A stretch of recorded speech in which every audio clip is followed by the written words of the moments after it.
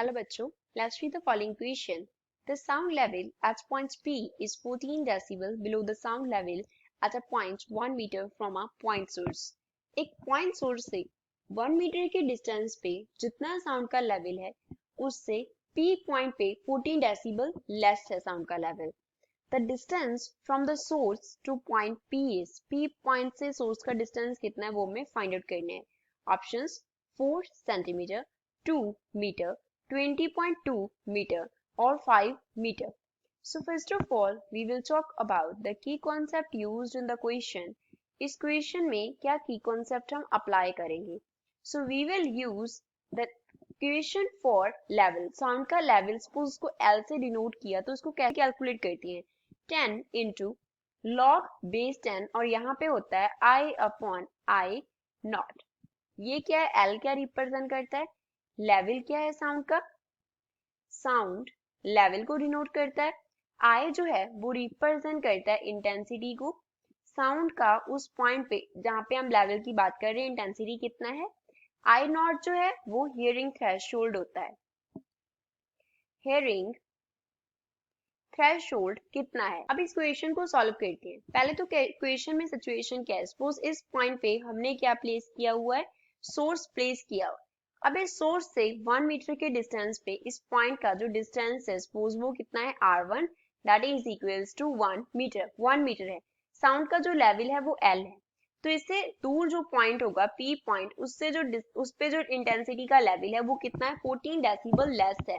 Sound का जो level है वो 14 डेसिबल लेस है तो हम L माइनस 14 डेसिबल लिखेंगे. इस पे है L डेसिबल, इस पे कितना हो जाएगा? L माइनस 14 डेसिबल हो जाएगा. सोर्स से लेके पॉइंट P तक का जो डिस्टेंस है सपोज वो R2 है तो हमें R2 फाइंड आउट करना है. फर्दर जो इंटेंसिटी है वो क्या होता है? डिस्टेंस के स्क्वायर के इनवर्सली प्रोपोर्शनल होता है. So we can write I is inversely proportional to R square. So from here if we have to find intensity I1 upon I2, I1 हमने कंसिडर किया है कि यहाँ पे इस पॉइंट पे इंटेंसिटी एंड P पॉइंट पे इंटेंसिटी I2. तो इसको हम क्या लिख सकते हैं? We can write R2 upon R1 का स्क्वायर के ये टर्म हमारे पास इक्वल होगा. तो अब अगर हमें L लिखना है I1 जहाँ पे इंटेंसिटी है तो वो क्या होगा? It will be equals to 10 log base 10 और यहाँ पे क्या आ जाएगा? I1 upon I nought. Hearing threshold तो क्या रहेगा? सेम रहेगा. Consider to question number 1. और अगर हमें P पॉइंट के लिए लिखना है तो L माइनस 14 जो है वो किसके इक्वल आ जाएगा? 10 log base 10 और यहाँ पे आ जाएगा I2 अपॉन I नॉट. ये हमारे पास सेकेंड इक्वेशन बन गया. अब हमें क्या करना है? सिंपली फर्स्ट में से हम सेकंड को सब्ट्रैक्ट कर देंगे तो we will subtract second from first. अगर सेकंड को फर्स्ट से सब्ट्रैक्ट करेंगे तो लेफ्ट हैंड साइड पे क्या आ जाएगा? L माइनस L प्लस यहाँ पे क्या आ जाएगा? 14 is equals to right hand side पे 10 दोनों टर्म में से कॉमन निकाल लिया. log base 10 I1 upon I not minus log base 10 यहाँ पे आ जाएगा I2 upon I not. Now अगर हमारे पास log m minus log n हो then we can write log of m upon n we can write. तो यहाँ पे लिख लेते हैं. लेफ्ट हैंड साइड पे क्या आ गया? 14 is equals to 10 into log base 10 और यहाँ पे हमारे पास क्या आ गया? I1 upon I not multiply by I not upon I2. Invert हो गया. I नॉट से कैंसिल हो जाएगा.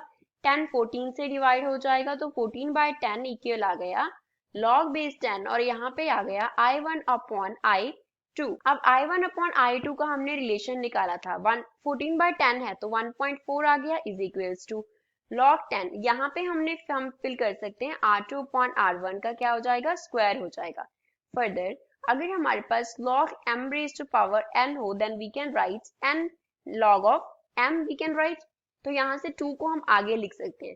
सो we will get the relation 1.4 is equals to 2 log base 10 और यहाँ पे हमारे पास आ जाएगा R2 अपॉन R1. अब R1 जो है वो हमारे पास किसके इक्वल है? 1 मीटर के इक्वल है. तो यहाँ पे सिंपली हम R2 रख लेंगे. तो लेफ्ट हैंड साइड पे 1.4 अपॉन 2 कर देंगे.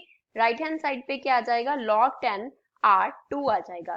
तो यहाँ से log 10 R2 जो है वो किसके इक्वल आ गया? 0.7 के.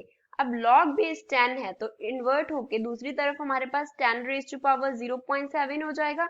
सो R2 जो है वो किसके इक्वल आ गया 5.01 मीटर के, और we can write R2 is equals to 5 metre. तो कितने डिस्टेंस होगा P पॉइंट का सोर्स से 5 मीटर होगा। तो गिवन ऑप्शन में से डी इस क्वेश्चन का करेक्ट आंसर है। I hope you understood 12। Thanks.